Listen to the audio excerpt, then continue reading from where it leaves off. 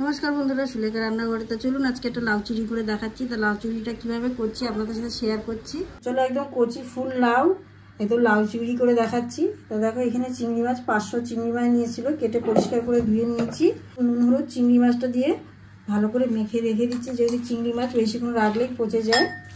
চিংড়ি মাছটা পুরো নুন হলুদ মাখানো হয়ে গেছে। ওটা দেখে একদম পুরো কচি ফুল একদম লাউ। আর এরকম লাউ এবার আমি কাটছি। প্রথম বোঁটাটা কেটে নেব। আর এই লাউয়ের খোলাগুলো ভাজা ভালো লাগে। প্রথম আপনাদের একটা লাউয়ের ধোকা বানিয়ে দেখিয়েছিলাম, তো এটা লাউ চিংড়ি করে দেখাবো। একদম কচি ফুল লাউ, একদম কোনো বীজ হয়নি, কিছু না। তো আমি এবার কেটে নেব। তো দেখো, পুরো লাউটা একদম ভালো করে কেটে নিয়েছি।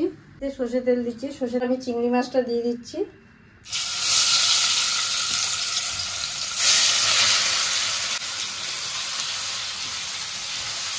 দেখো, ভাজা হয়ে গেছে।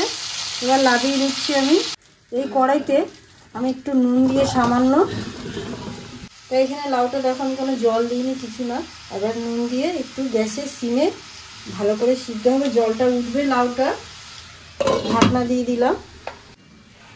লাউটা দেখো পুরো 10 মিনিট ধরে ভালো করে সিমে রেখে দিয়েছিলাম, আর কত সুন্দর সিদ্ধ হয়ে যাচ্ছে, বোঝাই যাচ্ছে। জল একদম দিইনি আমি।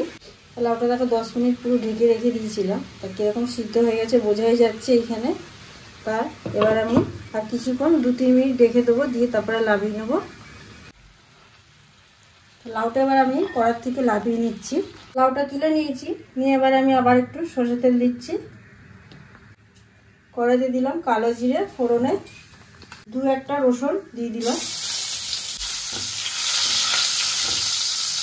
হালকা লাল লাল হলে একটা গোটা পেঁয়াজ কুচিয়ে নিয়েছি। পেঁয়াজটা হালকা লাল হয়ে গেছে, 4টে কাঁচা লঙ্কা দিচ্ছি।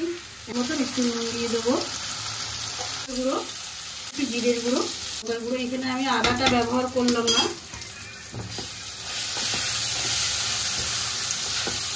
ওটা দিয়ে দিচ্ছি।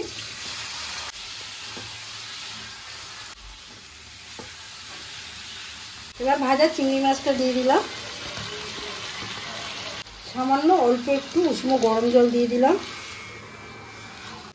দেখো হয়ে গেছে পুরো লাউয়ের তরকারিটা। ওপর দিয়ে একটু ধনেপাতা ছড়িয়ে দিলাম, একটু চিনি দিয়ে দিলাম।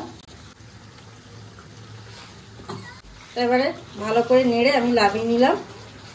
লাউটা এবার ঢেলে নিলাম।